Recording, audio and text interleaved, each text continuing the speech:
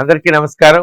నేను మీ శ్యాంప్రసాద్ రెడ్డి కొర్సుపాటి. నారదా మీడియాకి స్వాగతం. సుమారుగా 1700 ఏళ్ల కిందట జీవించినటువంటి మనుషులు ఎలా ఉండేవాళ్ళో ఇప్పుడు మనం కళ్ళారా చూడొచ్చు అంటే మీరు నమ్ముతారా?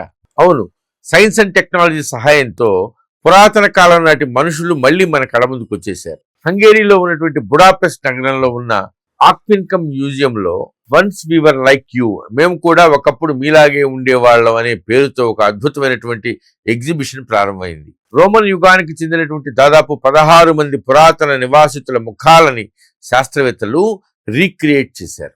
వీటిలో అందరినీ ఆకట్టుకుంటా ఉండేది ఒక యువతి రూపం. తలపైన లారెల్ అంటే వికసిత కిరీటం ఇలా ఉంటుంది కదా, సో ప్రత్యేకమైనటువంటి బట్టలు, అట్లాగే కాళ్ళకి అరుదైనటువంటి కాన్వాస్ కార్క్ చెప్పులు వేసుకున్నటువంటి ఆమె ముఖాన్ని శాస్త్రవేత్తలు యథాతథంగా పునర్నిర్మించారు. అలాగే ఆ కాలంలో పనిచేసేటువంటి ఒక నిర్మాణ రంగానికి చెందినటువంటి కార్మికుడి హైపర్ రియలిస్టిక్ సిలికాన్ రూపాన్ని కూడా ఇక్కడ ప్రదర్శనకు ఉంచారు.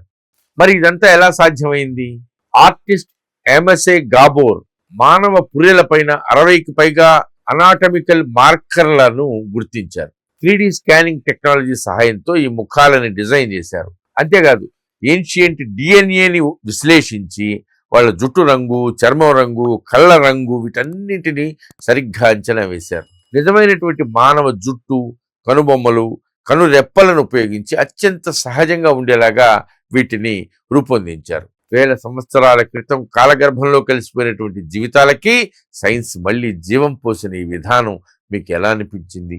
రోమన్ కాలం నాటి ఈ మనుషుల ముఖాలు చూశాక మీకేమనిపించిందో కింద కామెంట్ చేయండి. ఇలాంటి మరిన్ని ఇంట్రెస్టింగ్ అండ్ సైంటిఫిక్ అప్డేట్స్ కోసం మన ఛానల్ని చూస్తూనే ఉండండి. ఈ వీడియో మీకు నచ్చినట్లయితే లైక్ చేయండి, షేర్ చేయండి, సబ్స్క్రైబ్ చేయండి.